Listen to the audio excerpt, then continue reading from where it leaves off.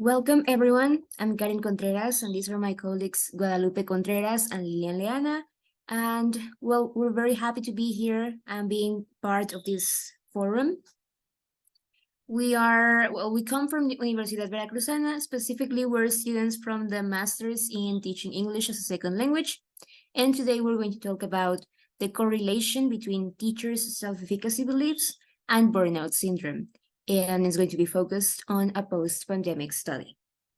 And first of all, what is burnout? Burnout is a syndrome characterized by feelings of energy depletion or exhaustion, increased mental distance from one's job, or feelings of negativism or cynicism related to one's job. Actually, according to the Instituto Mexicano del Seguro Social, 75% of Mexican workers of any field have suffered or are suffering from the burnout syndrome.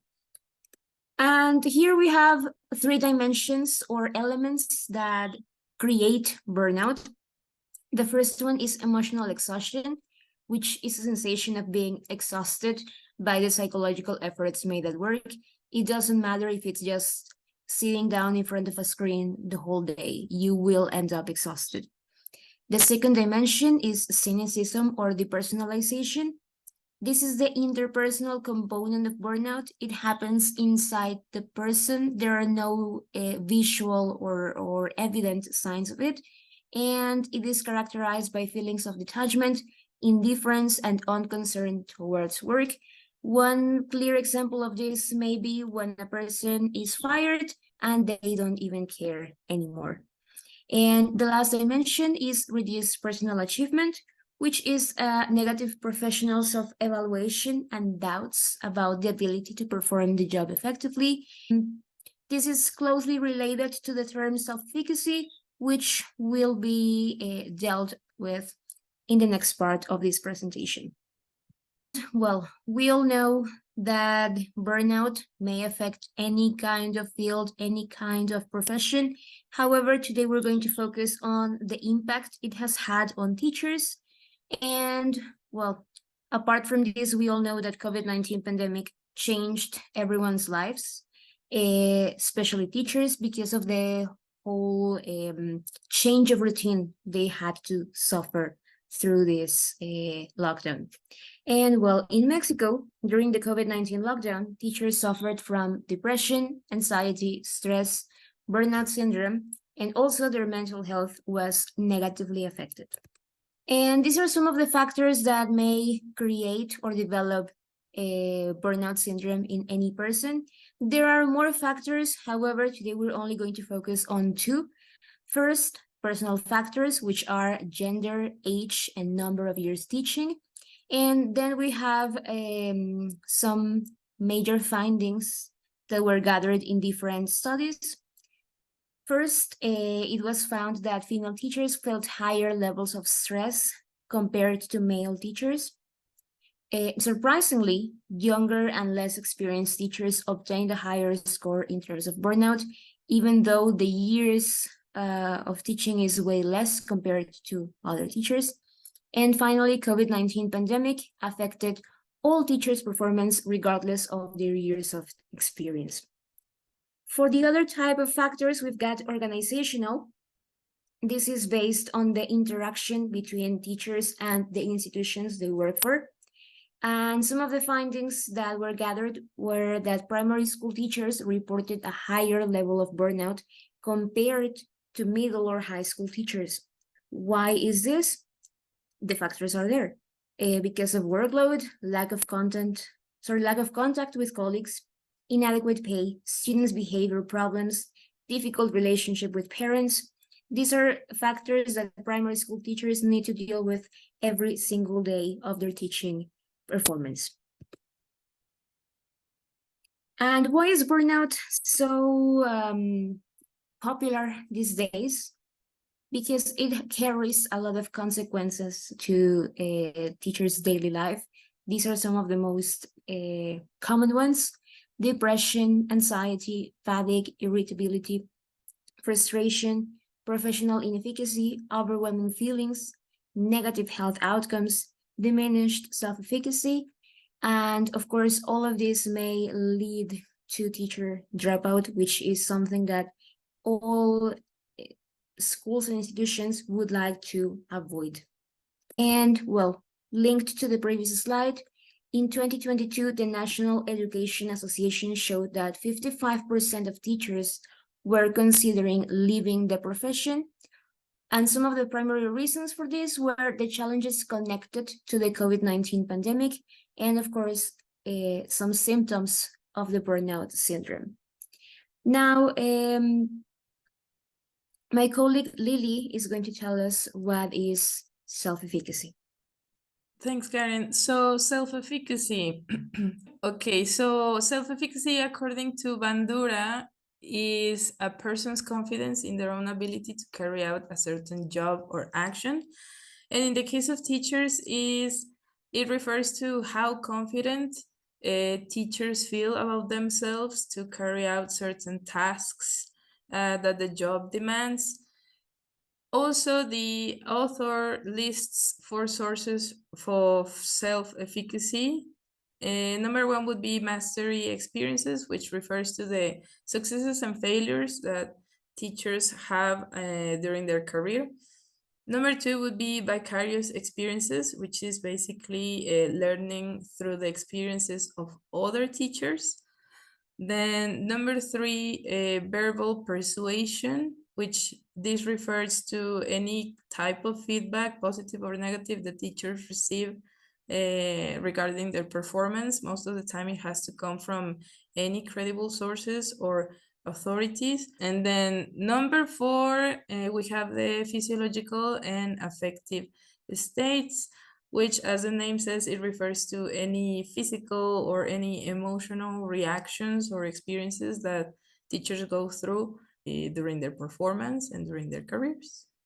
Now, the self-efficacy theory is relevant here because it has been previously linked to the burnout syndrome, so this burnout phenomenon that has been developing in the last few years, and it has also been used to explain the burnout syndrome per se.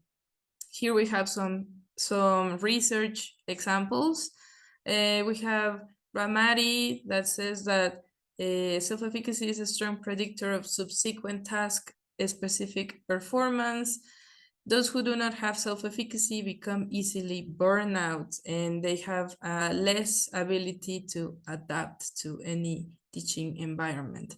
Then Skalvik and Skalvik say that high levels of teacher self-efficacy reflect low levels of burnout, and vice versa. Low levels of teacher self-efficacy reflect high levels of burnout. Then Ali Bakshi et al., they say that self-efficacy has an effect on teachers' levels of burnout and also on their psychological well-being, in addition to an effect also to their job satisfaction. And finally, we have Kin et al., and they say that teacher burnout is indicated by many personality characteristics, and among these characteristics, we can find low levels of self-efficacy. Okay, so why is it important then to study EFL teachers' self-efficacy perceptions? The importance lies in the benefits that comes with studying and paying attention to this aspect. And it is also related to the teaching process. Some of the benefits are, first of all, a better teaching process, which then can reflect on students having better achievements. It also prompts a positive educational environment, and it can help us to enhance classroom management, teachers' application of instructional strategies, and it also helps improve student engagement.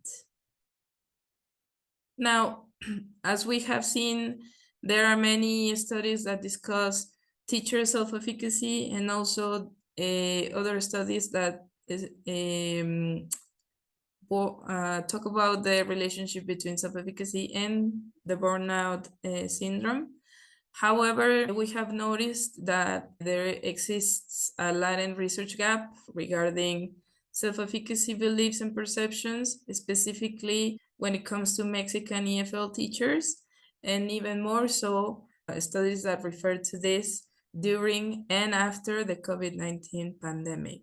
So in order to contribute a little to decrease that research gap, the follow study was carried out. Well, the name of this study is Post-Pandemic Mexican EFL Teachers Self-Efficacy Perception. And what we wanted to know and to research was to find out whether what we as EFL teachers experienced during the COVID-19 lockdown modified to a certain extent their self-efficacy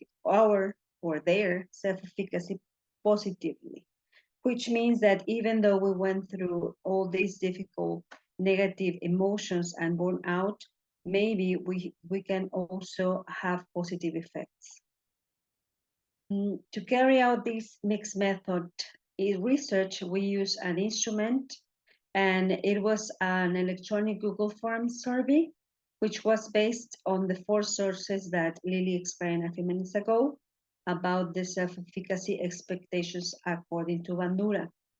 In the qualitative data, we included 26 close-ended questions in which we wanted to research on the performance accomplishments of teachers, and we also wanted to know about teachers' resource of learning in the use of technology during the pandemic, which is related to vicarious experience.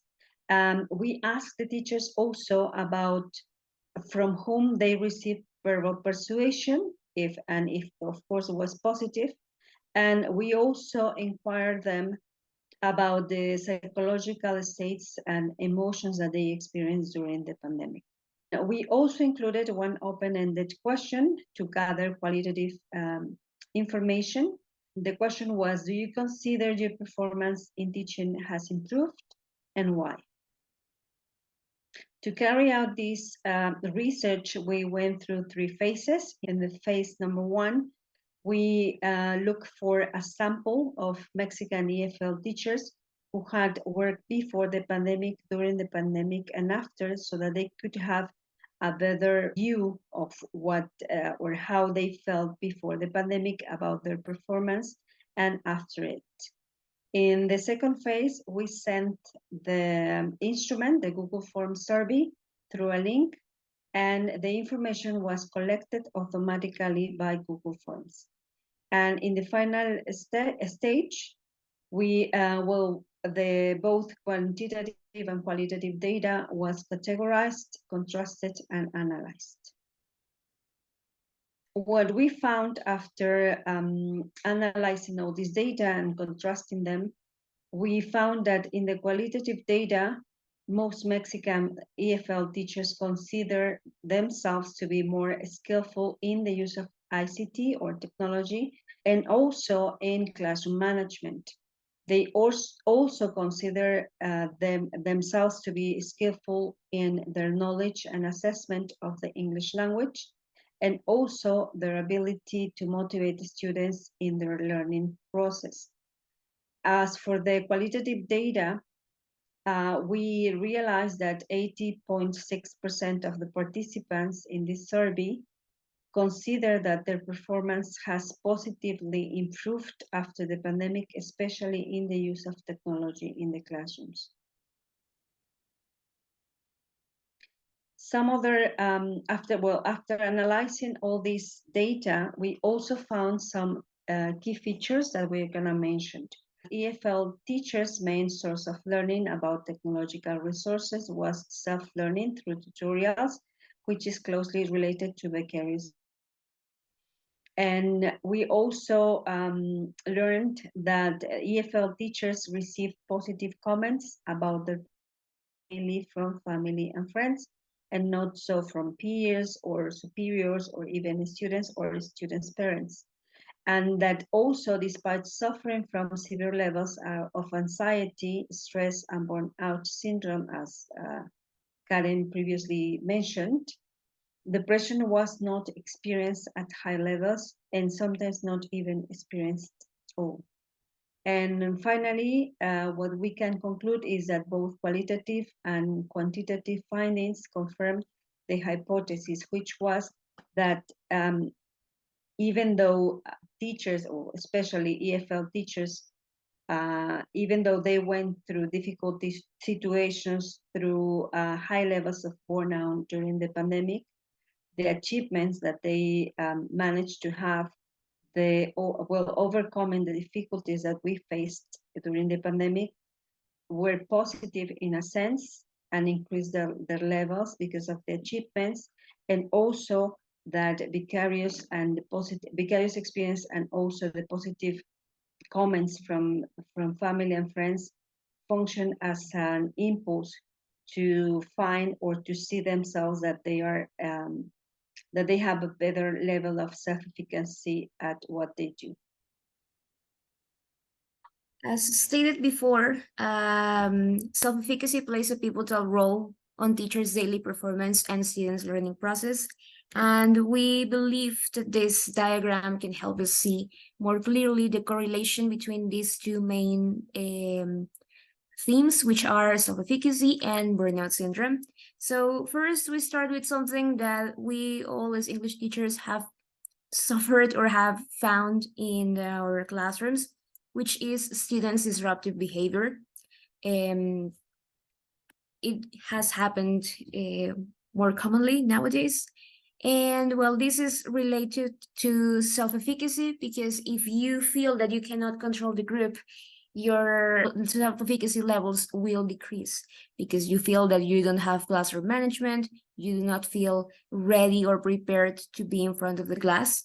And if these low levels of self-efficacy are not treated correctly, they may develop into burnout syndrome, with all the consequences that this may carry.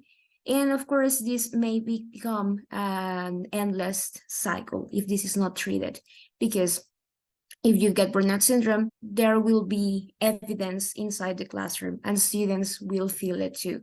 So to avoid this, it is very important to get external praise, specifically from peers or from the institution itself, so this cycle can be broken before it affects our students. So some of the conclusions that we gather are mainly two, which the first one would be that the findings that we gather from the study concur with Weissenfels et al.'s, which is that changes in accomplishments were highly related to changes in teacher self-efficacy, which increased when the authors compared teacher self-efficacy and burnout in 2019 and the year 2020. And the second main conclusion is that the higher the teacher self-efficacy perception is, the less likely it is for teachers to be negatively affected by burnout syndrome. And this is also stated by Schwarzer and Halem. They say that teacher self-efficacy is a personal resource factor that may protect from the experience of job strain and thus make the escalation of burnout less likely. So that would be everything from our part. We would like to thank you for your attention and your time. If you happen to have any questions, we will be glad to hear from you. Here you have our email addresses in case you want to contact us and discuss anything that you heard on our talk.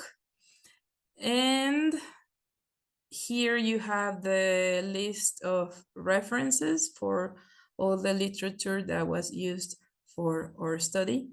Then again, we thank you a lot and goodbye.